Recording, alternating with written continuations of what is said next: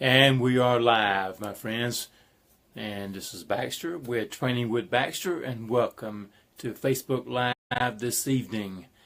And I hope you've had a very awesome day, that you've learned some great stuff. You've been able to help somebody out, possibly in your day, or you've learned something that you can apply and use tomorrow.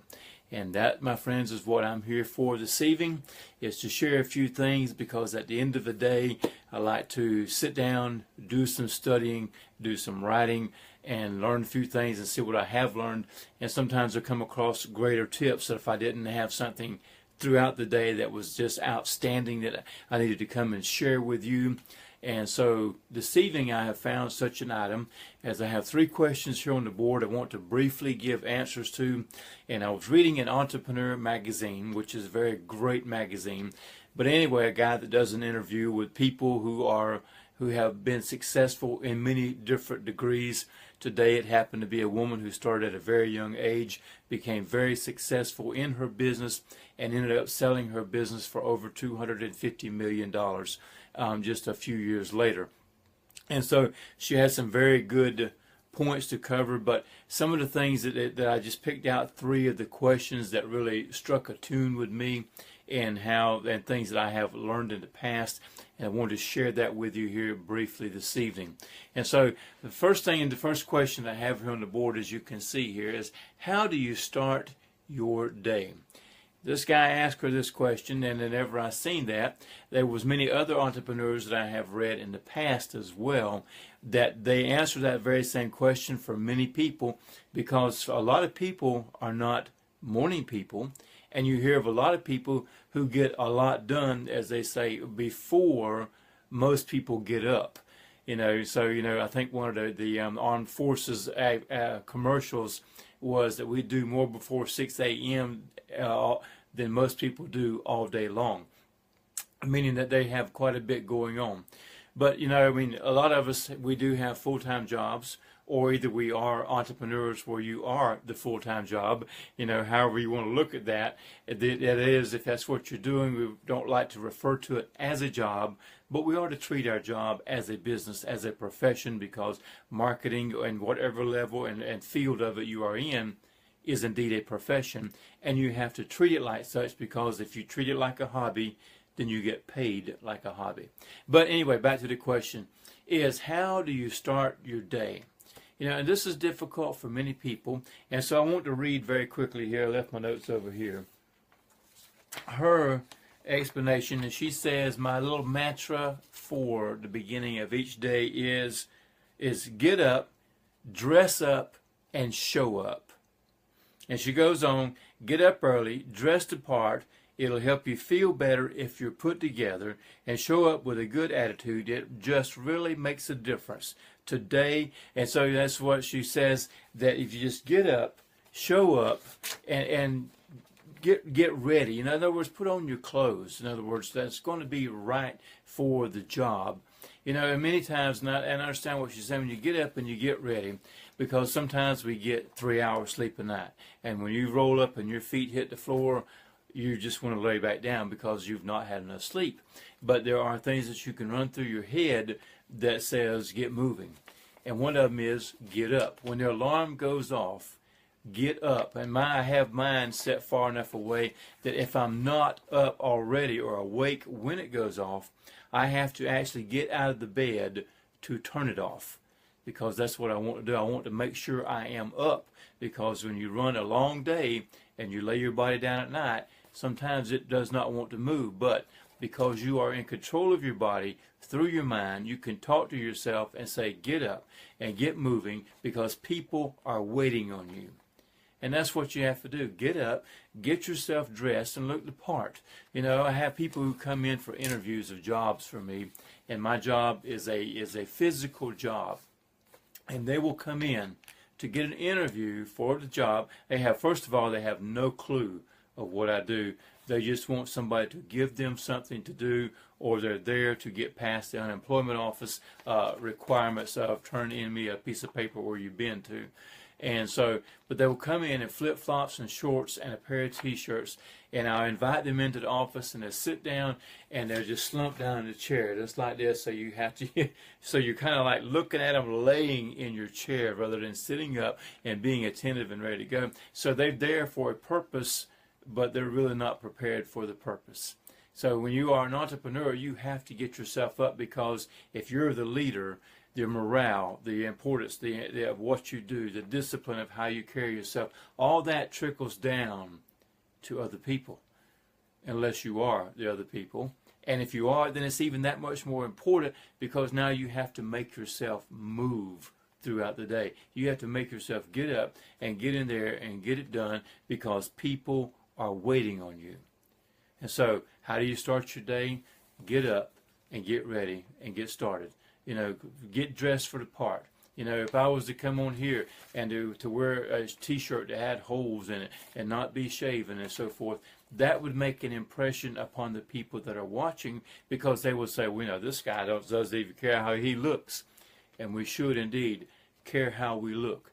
And I sometimes even wear a tie with my shirts, because I like to dress up. I work outside a lot in the heat and all these the day job, labor jobs. And there's nothing wrong with that, my friends. I've done it all my life. But when you turn it over to doing a business side of it, the paperwork side, becoming the manager. In fact, today I made a delivery, which I don't make deliveries every day because of shortage of help. But when I got to a job site, the guy there, he said to me, there was 4 or 5 of them, and one of them said, "Are you the regular driver?" And I said, "No, sir." I said, "But I do drive regularly," which meant I went every day. And he went, "You're the boss, aren't you?" And I said, "Yes, I am." You know, and so they understood that. They saw that the means of which I was dressed and the way I carried myself when I got to the job, they saw I was different. But at the same time, they recognized I was out of place, but I was doing a good job also. So another entrepreneur that has that same thing, I'll talk about how he started his day, would be Ray Higdon, that I follow quite closely as well. He says every day, when that alarm goes off and he turns up, the very first thing he says in his mind as he's standing up is, "Today is going to be awesome." And he goes it with that same kind of enthusiasm. Even though he's just woke up, he is ready to get up and go. Now, another part I'll add to this that he's learned from some of the people, Maxwell Maltz, Dan Kennedy, and other people who teach the mindset part of this, Bob Proctor and different other ones, that when you lay down at night, the last thing you go through your head not only is your plans and goals and dreams and so forth, but to tell yourself you're going to wake up energized, and tomorrow is going to be a great day. That way when you open your eyes, your mind, that's the last thing it heard, and it's ready to go. So that will help out. Then, number 2 is, what strategy helps you, let me get out your way so you maybe can see it. What strategy, or what is a strategy that helps to keep you focused, referring to throughout the daytime, okay? What strategy that you can use? And her answer to this lady's answer was this here, was, first, when I'm at home, I am at home. When I am at the office, I am at the office. Now, another guy by the name of J.T. DeBolt, I've listened to for over a year, he says, be present. In other words, he's saying the same thing, but he's saying it in one word.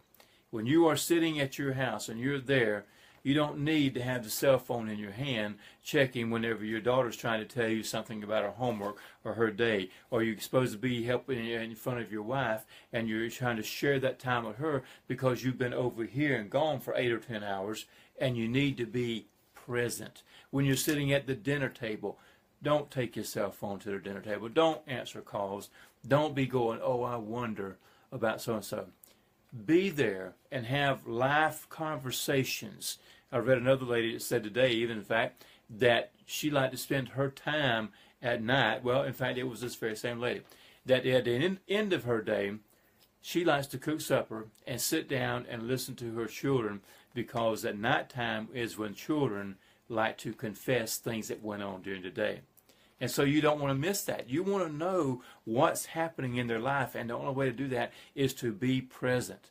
And when you're at work, be the same way. You know, if an employee is telling you something or a customer is telling you something, pay attention to them.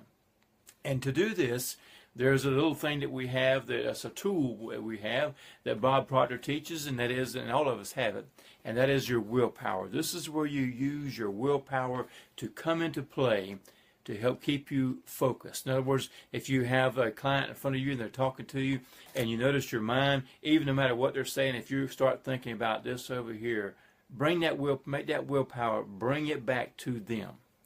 You know, you can see yourself drifting, and bring yourself back and focus and smile and pay attention and nod your head so that they know you're listening. A yes or no. Let me write down notes. Let me show you what I got. Do something that says, I hear you. That's how you stay focused on yourself. That's how you know they know you are focused. And that's when you go throughout your whole day. Whoever's in front of you, I tell my boys in the yard, if they're loading trucks to go on delivery and a customer drives up, I say, wait on the man standing in front of you. That's what you do. You focus on that person. And then the third question is, what is an early job that taught you something that you now use in your job, that helped you, something you learned in your early years that kind of stuck with you? And she described herself as being one that her daddy was a doctor, and that he worked with shall we just say, special needs children's. And so her job there as a little girl was to help file paperwork and to, you know, clean up the office and bring stuff that he might needed and that kind of thing. Basically, you know, a go-get girl, and that's probably not a correct terminology, but that's the idea. You know, was you go get this, what I need, bring it to me, put this away, get this over here. Basically, you know, you're learning secretarial work is what she was doing. But he taught her that as a doctor, you don't only work with just the patient. You have to look at, in other words, what they're telling you. I'm trying to say this the correct way. You don't just look at, hear what they're saying. You want to see what they're saying. You want to watch their body. You want to be a people watcher. You want to know when things go wrong. You want to know when they might be telling you not so much the truth. And you only learn that by being an observant person. And you learn that the one skill that we have 2 ears for and 1 mouth for, and that is you want to listen twice as much as you talk. And so this is the idea, and sometimes, and as you get that in practice, you can pay attention.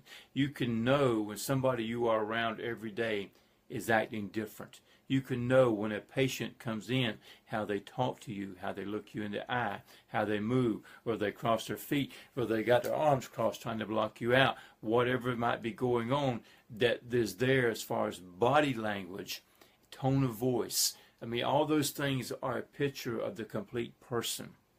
And you have to know that, because if you do not know how to heal the person as a whole, then you're only treating symptoms and you have the same repeat problems over and over and over.